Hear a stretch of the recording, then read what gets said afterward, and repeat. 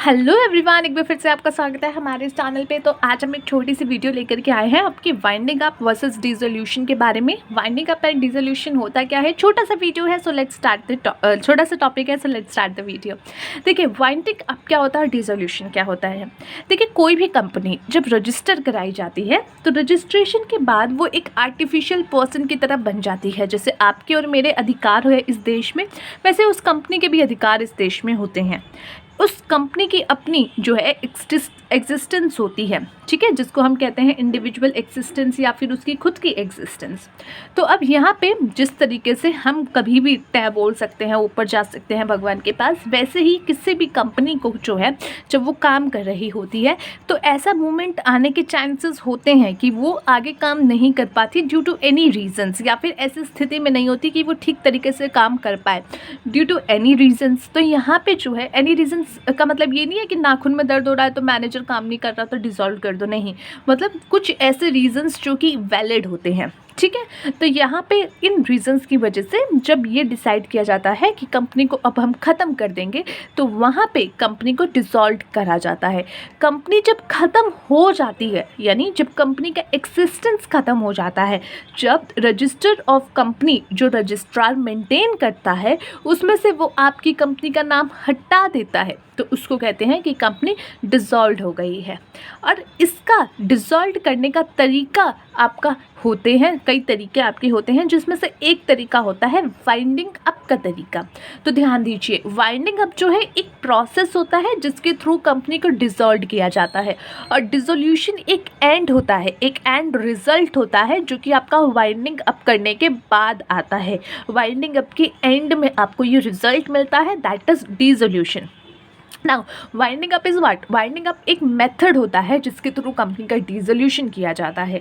यहाँ पे कंपनी क्या करती है, एक पर्सन को हायर करती है जिसको लिक्विडेटर कहा जाता है, और वो क्या करता है, कंपनी के जितने भी एसेट होते हैं उन एसेट्स को लेता है, मार्केट में बेच देता है, और उससे जो भी पैसा आता है कंपनी के क्रेडिटर्स को या डेटर्स को, जिनको भी कंपनी ने पैसा देना है, उनको पैसा चुकाया जाता है। एंड उसके बाद जो है जो भी पैसा बचता है वो उनके मेंबर्स को दे दिया जाता है।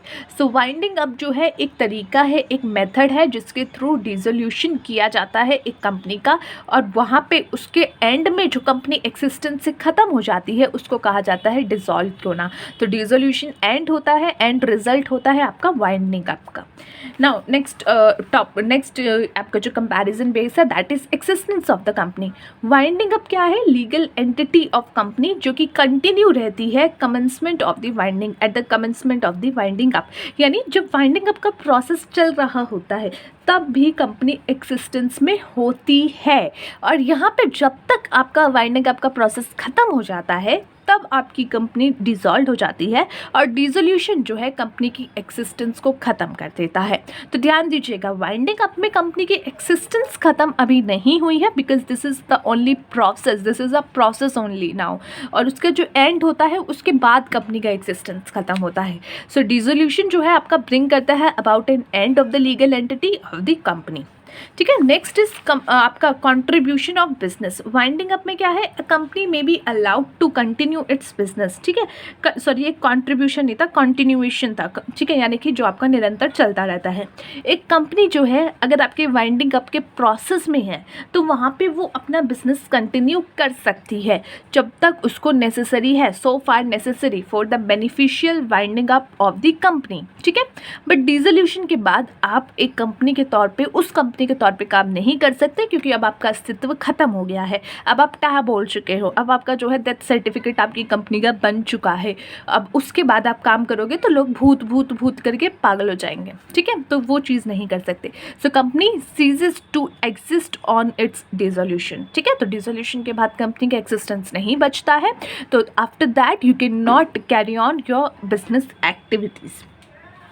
So that's it for today guys, let's see you in the next video. Till then, take care of yourself and take care of your health.